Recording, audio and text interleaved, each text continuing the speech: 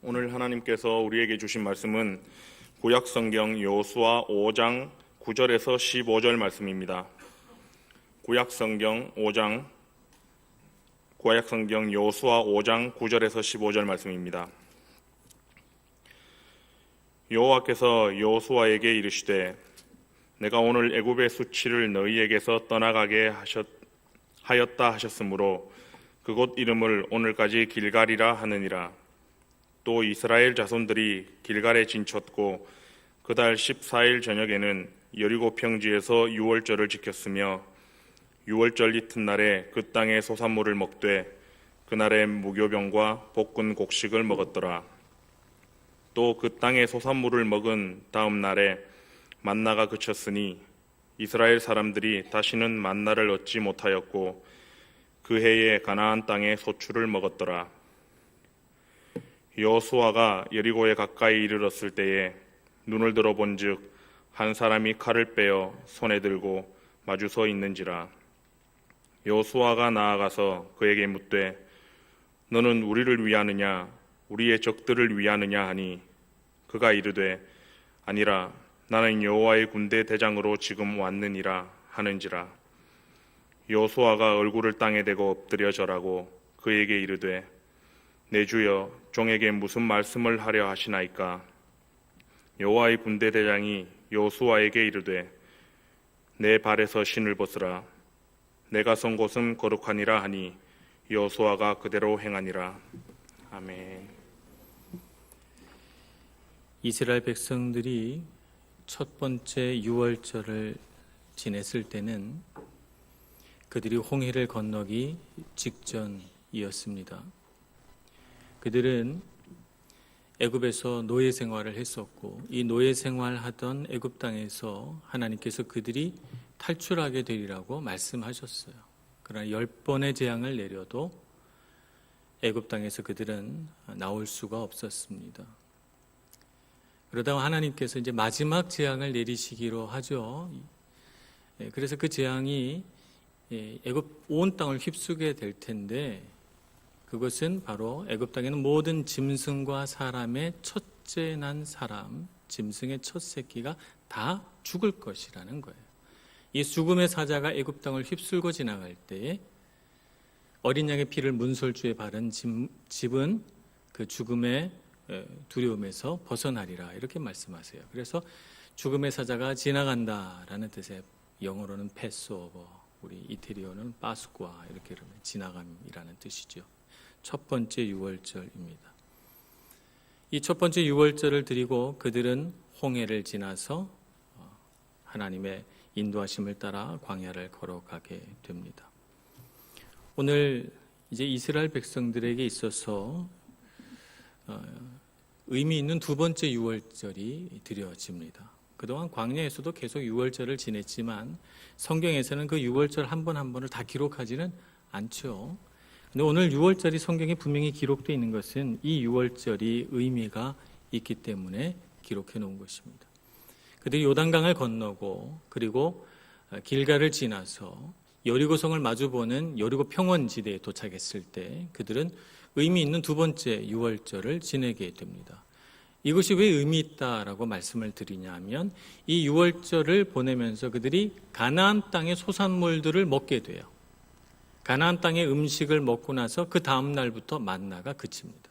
그래서 이 순간이 대단히 의미 있는 유월절이라고 하는 것입니다. 이스라엘 백성들은 첫 번째 유월절을 보내고 그리고 홍해를 가르치는 하나님의 놀라운 기적을 맛보면서 광야로 들어갔어요. 광야에서 그들은 훈련받고 하나님의 말씀을 따라 사는 것이 어떠한 삶인가 하는 것을 계속적으로 배우게 됩니다. 물론 실패도 있었지만 그들은 이 광야 생활이 은혜요 하나님의 인도하심이라는 것을 분명하게 체험하게 됩니다. 광야 생활은 모든 것이 부족한 곳입니다. 모든 것이 결핍된 곳이에요. 결핍 속에서 그들은 하나님의 은혜를 더욱 선명하게 경험하게 됩니다. 만나와 메추라기라고 하는 하나님의 놀라운 기적과 같은 은혜로 말이죠. 물이 부족하고 음식이 부족하고 모든 것이 결핍도 있지만 그때마다 놀랍게 임하시는 하나님의 은혜를 체험함으로써 하나님을 의지해야 되겠구나, 하나님이 우리를 도우시는구나 하는 것을 분명히 알게 됩니다. 그리고 이제 그들이 요단강을 다시 건너서 홍해를 건넜듯이 광야를 지나 다시 또 물을 건너서 하나님이 약속의 땅 가나안 땅으로 들어갑니다. 광야 생활이 끝난 것입니다. 홍해를 건너서 광야 생활이 시작됐다면 요단강을 건너면서 광야 생활이 끝나죠. 광야는 결핍의 곳이고 그곳에서 하나님의 은혜인 만나를 맛봤다면 이제 약속의 땅에 들어가 그들은 하나님의 놀라운 은혜를 약속의 땅에서 체험하실 것이기 때문에 만나가 그들에게서 그칩니다. 광야라고 하는 곳은 그들의 신앙과 믿음이 연단되고 훈련받는 곳이라면 이제 가나안 땅, 약속의 땅은 하나님께서 훈련시킨 것들을 발휘하면서 살아가는, 자기 삶의 어떤 배움들을 적용하면서 살아가는 곳이다라고 말할 수가 있겠습니다.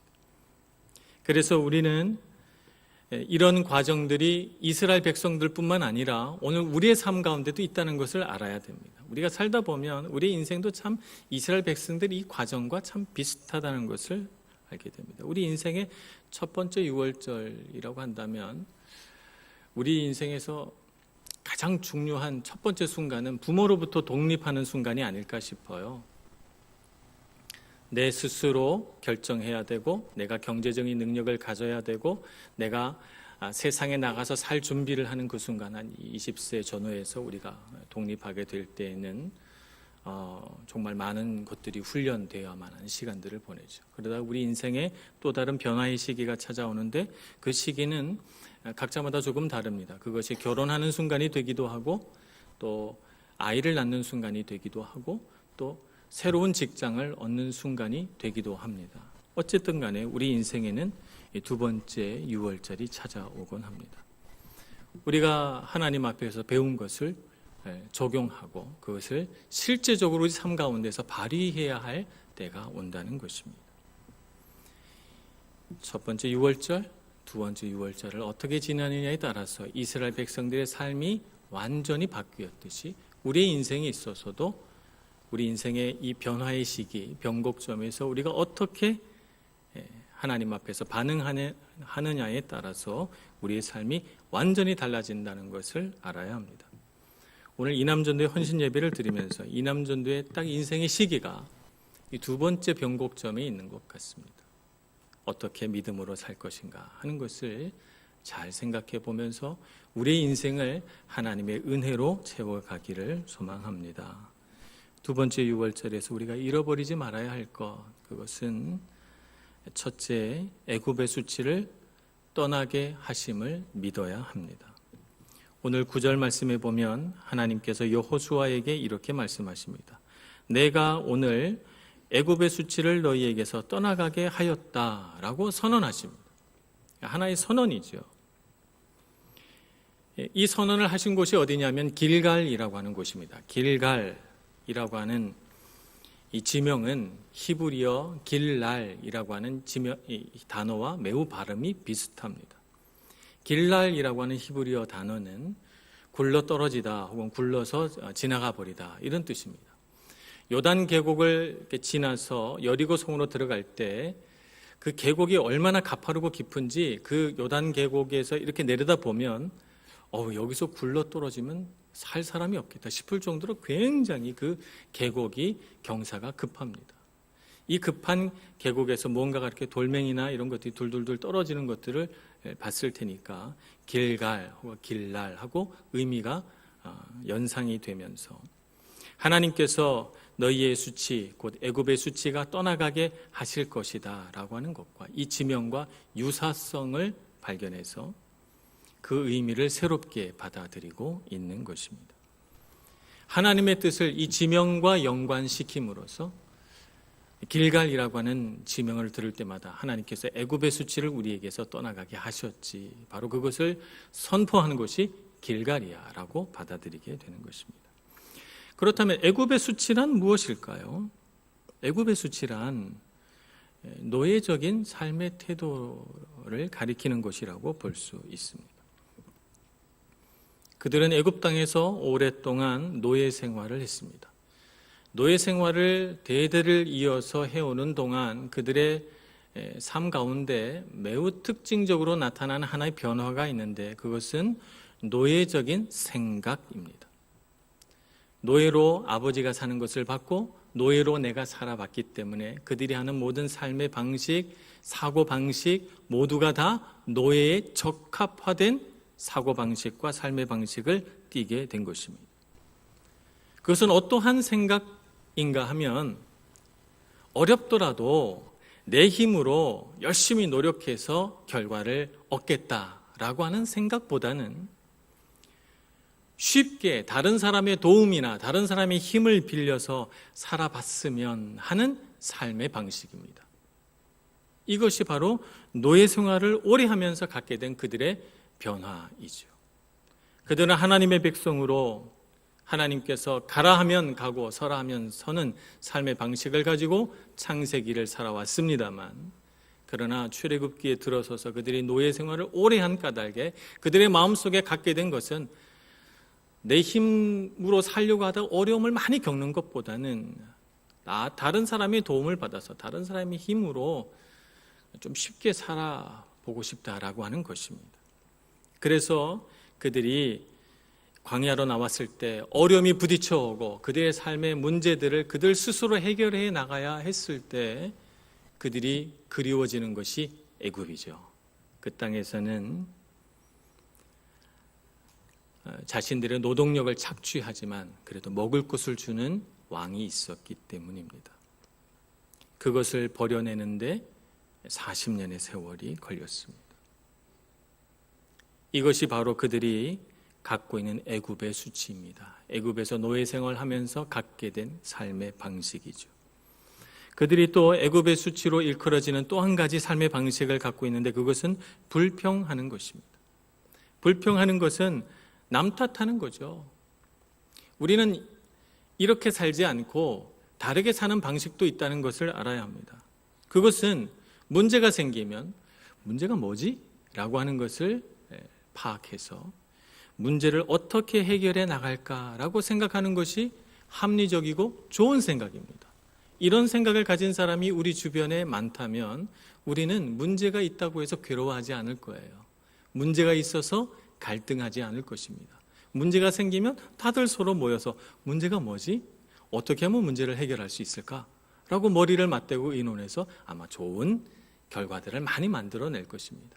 우리 안에 많은 갈등이 일어나는 것은 이 이스라엘 백성들이 애굽 생활하고 탈출해서 보여준 것과 똑같은 삶의 방식이 우리에게도 있기 때문에 그렇습니다. 그것은 뭐냐 하면 도대체 누가 문제를 만들었느냐, 문제가 누구 탓이냐 하는 것을 찾아내서 그 사람을 비난하는 것입니다. 이렇게 하면 부수적으로 얻는 좋은 효과가 있습니다. 그것은 뭐냐면 나의 문제가 가리워집니다. 나의 문제가 숨겨져요. 이것은 부수적으로 얻는 효과죠.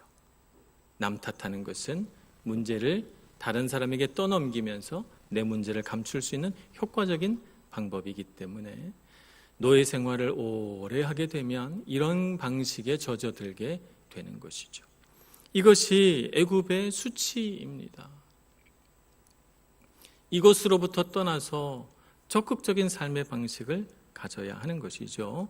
그러나 이스라엘 백성들은 물이 없으면 왜 우리를 이곳에 인도했느냐고 모세에게 불평합니다. 하나님께서 홍해를 가르시고 만나를 주시고 메추라기를 주신 것을 그들이 매일 구름 기둥과 불 기둥을 매일 경험하고 있음에도 불구하고 그들은 계속해서 모세를 비난하고 여호수아를 비난하고 계속해서 자기의 문제를 남의 탓으로 전가합니다. 애굽의 수치를 벗어나기 위해서 그들은 광야에서 훈련받아야 됐던 것입니다. 세 번째 애굽의 수치란 약속의 땅에 들어가지 못할 경우 그들이 애굽 땅의 사람들에게 받을 조롱과 비난을 말하는 것입니다. 출애굽기 32장 12절에 보면 이스라엘 백성들이 모세를 기다리다가 지쳐서 황금을 모아서 황금 송아지를 만들고 이 황금 송아지를 가리켜서 우리를 애굽 땅에서 인도하여 낸 하나님이다 이렇게 부르면서 춤을 추고 축제를 벌이기 시작합니다. 이것을 본 하나님께서 매우 노하셔서 이렇게 우상 숭배하기 좋아하는 이스라엘 백성들은 내가 볼 수 없다, 진멸하겠다. 그리고 모세 한 사람을 통해서 새로운 민족을 만들겠다라고 말씀하세요. 그 순간 모세가 하나님 앞에 중보기도 합니다. 중보기도의 한 부분을 제가 보겠습니다. 출애굽기 32장 12절. 어찌하여 애굽 사람들이 이르기를 여호와가 자기의 백성을 산에서 죽이고 지면에서 진멸하려는 악한 의도로 인도해내었다고 말하게 하시려 하나이까. 이스라엘 백성을 여기서 진멸하시면 하나님의 이름이 애굽 사람들에게 조롱거리가 되지 않겠습니까? 하나님께서 선하신 하나님이신데 선하신 뜻을 악하다고 그들이 비난하지 않겠습니까? 라고 하는 하소연입니다. 그러니 하나님 그렇게 하지 마옵소서. 하나님은 이 모세의 기도를 들으시고 즉시로 진노를 그치시고 이스라엘 백성들을 용서하시기로 합니다. 애굽의 수치란 바로 이런 것들을 의미합니다. 하나님께서는 이제 요단강을 건너 약속의 땅으로 들어가기 직전 애굽의 수치를 다 떠나가게 할 것이라고 선포합니다. 우리가 인생의 또 다른 변화의 시기를 맞이해서 우리 인생이 바뀌려고 하는 인생의 변곡점에서 분명하게 기억해야 할 것은 우리가 하나님의 은혜 가운데서 애굽의 수치를 다 떠나가게 하나님께서 하셨다는 것을 믿는 것입니다. 그러므로 더 이상 내가 다른 사람에게 의존되어 살아가지 아니하며 내 인생의 문제들을 다른 사람에게 책임이 있다고 떠넘기지 않으며 나를 인도하신 하나님께서 나로 하여금 약속의 땅에 들어가게 하셔서 하나님의 이름이 영광 받으시고 모든 조롱과 비난이 그쳐지게 만들 것이라는 사실을 분명하게 믿는 것입니다. 이 믿음으로 인생의 위기와 변화의 시기에서 믿음으로 싸워가시는 저와 여러분이 되기를 소망합니다. 두 번째 우리가 기억해야 할 것은 하나님께서 앞서 가신다는 것을 잊지 않아야 한다는 것입니다. 여호수아의 눈앞에 칼을 든 한 용사가 나타납니다. 여호수아는 그를 보고 깜짝 놀랍니다. 그를 만난 시점은 여리고성 앞에 거의 이르렀을 때예요. 여리고 평원을 지나서 여리고성 앞에 섰을 때 이 칼을 든 용사가 나타났기 때문에 여호수아는 깜짝 놀라서 우리 편이요 아니면 여리고 사람들 편이요 라고 물어보는 것입니다. 그랬을 때 이 칼을 든 용사가 말하기를 아니라 나는 여호와의 군대 장관으로 지금 왔느니라 이렇게 선포합니다.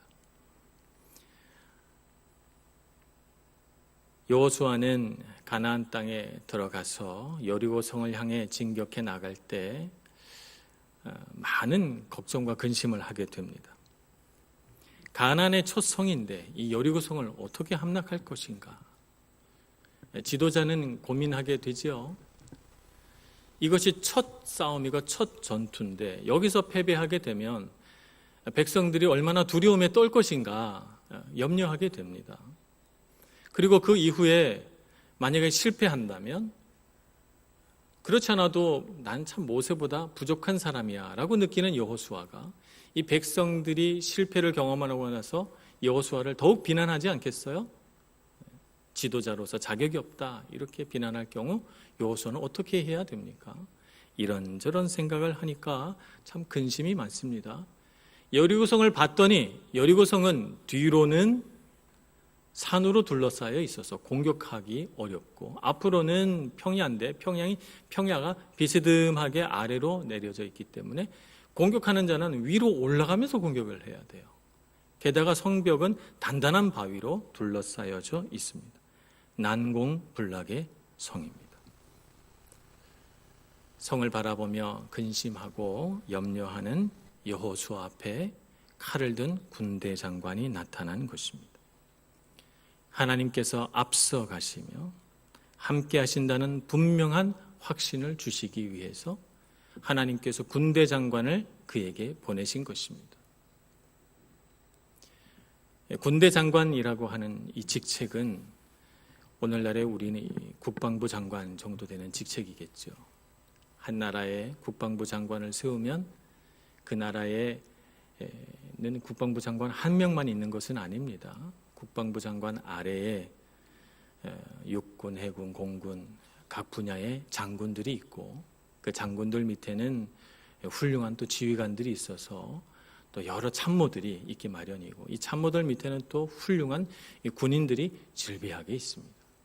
그래서 장관 한 명이 여기 왔다는 것은 무슨 뜻입니까? 그 휘하 모든 장군들과 지휘관들과 우수한 군사들이 다 왔다는 뜻입니다. 군대 장관이 칼을 빼고 여리고성 앞에 서 있으니까 하나님의 군대가 여리고성을 에워싸고 있는 것이나 마찬가지입니다. 염려, 근심, 걱정을 할 필요가 없는 것이죠. 주님이 앞서가 계시니 말입니다. 이와 같은 말씀을 이미 출애굽기 23장에서 하신 바가 있습니다. 출애굽기 23장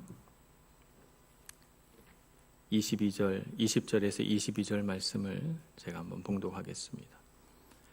내가 사자를 내 앞서 보내어 길에서 너를 보호하여 너를 내가 예비한 곳에 이르게 하리니 너희는 삼가 그의 목소리를 청종하고 그를 노엽게 하지 말라.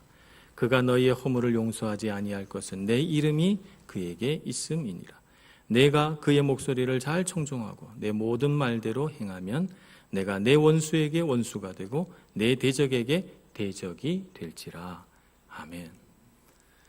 내가 누군가와 싸워야 하고 내가 넘어야 할 어떤 어려움이 있다면 하나님께서 나보다 먼저 가셔서 내가 싸워야 할 그 대상에게 하나님이 원수가 되어주시고 대적이 되어주시고 그래서 내가 무찔러야 하는 그 대상을 하나님께서 무찔러 주시고 이기게 해주신다는 것입니다. 나의 원수가 곧 하나님의 원수가 되고 나의 대적이 곧 하나님에게 대적이 되어서 내가 싸우는 대상은 절대로 나를 이길 수 없다는 것을 여기서 느끼게 되는 것입니다. 우리 인생의 어떤 변화의 시기, 어려운 문제가 우리 눈앞에 다가올 때 우리가 꼭 잊지 말고 기억해야 할 것은 하나님께서 나보다 앞서 가신다는 사실입니다. 내가 무언가 싸우고자 할 때 하나님은 이미 내 앞에 계셔서 내가 싸워야 할 모든 것들을 이길 수 있도록 대비해 놓고 계신다는 것. 주님이 나의 보호자여 나의 승리의 기초라는 사실을 잊지 않는 저와 여러분이 되기를 간절히 소원합니다. 세 번째 우리가 기억해야 할 것은 신을 벗으라라고 하는 것입니다. 여호와의 군대 장관이다라고 선언하는 순간 여호수아는 그의 발 앞에 엎드려 절을 합니다. 그리고 매우 지혜롭게 한 말씀을 아뢰게 되는데 오늘 14절 말씀에서는 이렇게 말합니다. 그에게 이르되 내 주여 종에게 무슨 말씀을 하려 하시나이까? 참으로 지혜로운 질문입니다. 자기 마음속에서 이렇게 저렇게 군대 장관이 온 이유를 자기 나름대로 생각하지 않고 물어봅니다. 군대 장관에게. 주여 종에게 무슨 말씀을 하려 하시나이까? 왜 이 자리에 오셨습니까? 저에게 무슨 말씀을 하려고 지금 나타나셨습니까? 제가 어떻게 해야 될까요? 제가 무엇을 해야 합니까? 라고 묻는 것입니다. 하나님의 뜻, 하나님의 계획을 묻는 이 겸손함이 참으로 우리에게 있는 지혜로움이라고 말할 수가 있겠습니다.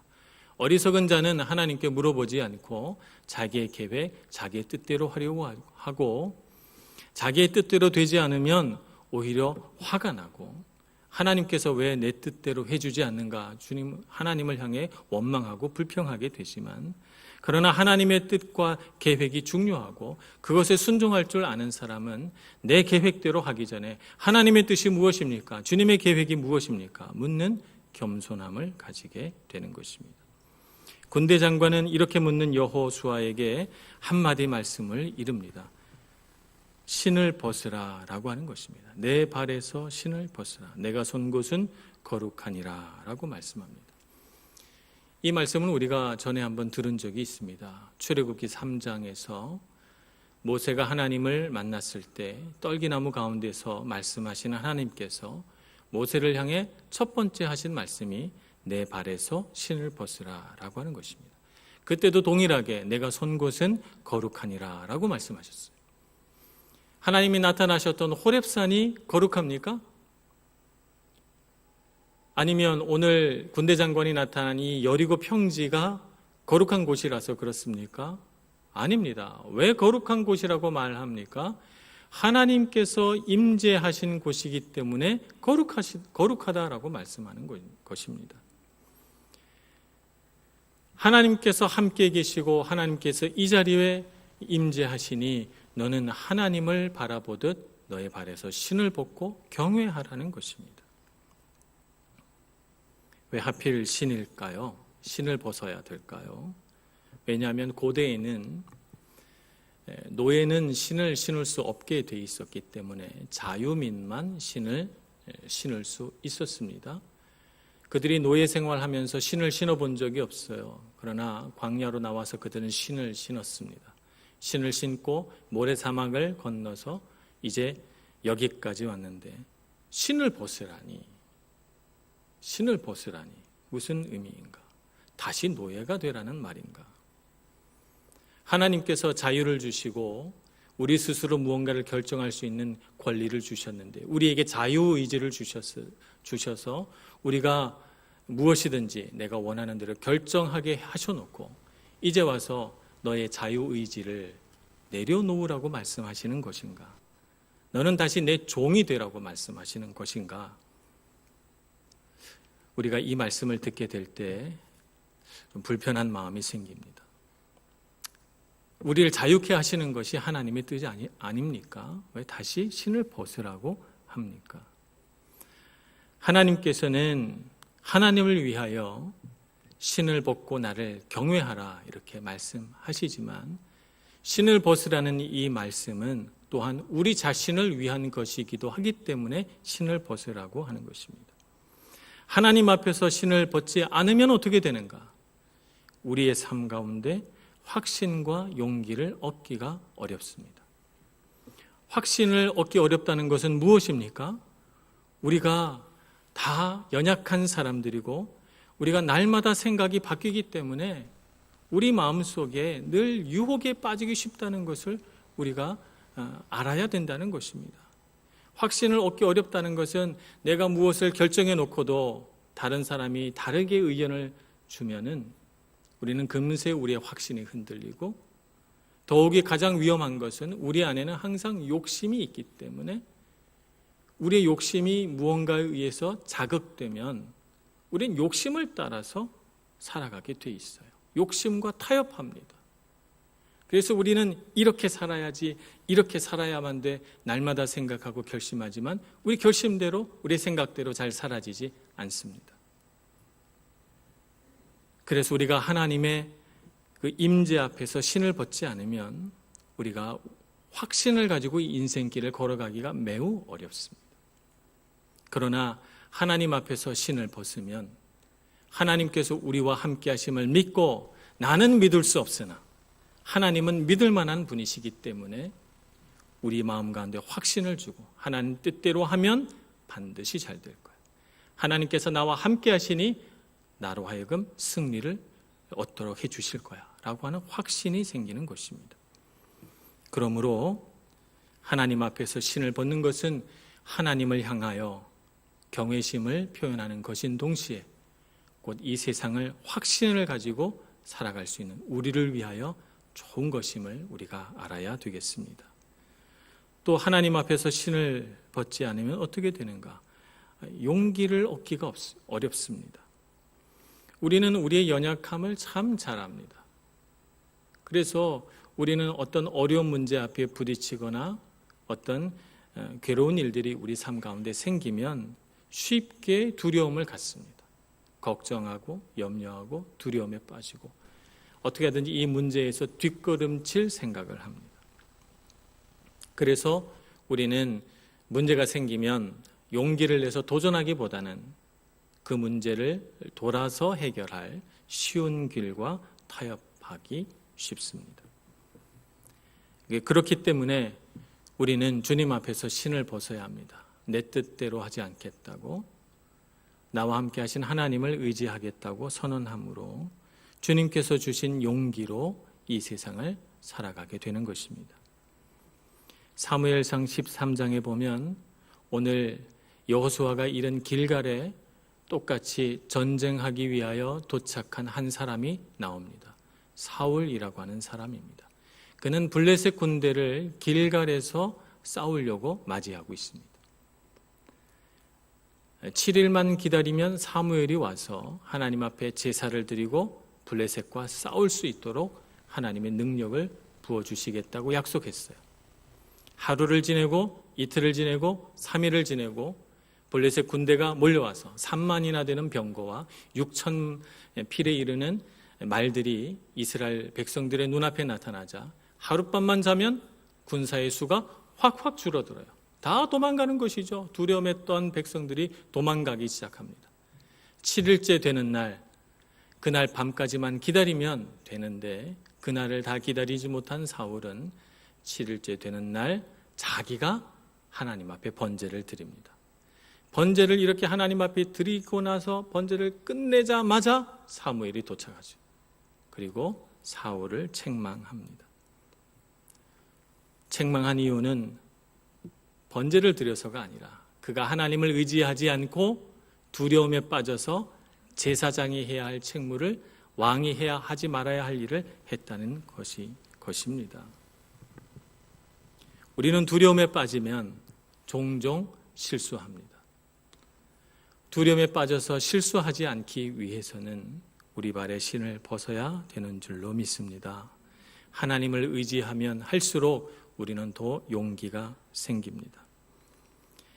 미국의 케네디 대통령이 갑자기 암살을 당하고 나서 부통령이었던 린든 존슨 대통령이 뒤를 잇게 됩니다. 너무 갑작스러운 일이었기 때문에 암살 소식을 듣고 대통령에 취임하면서 그는 자신의 오랜 친구였던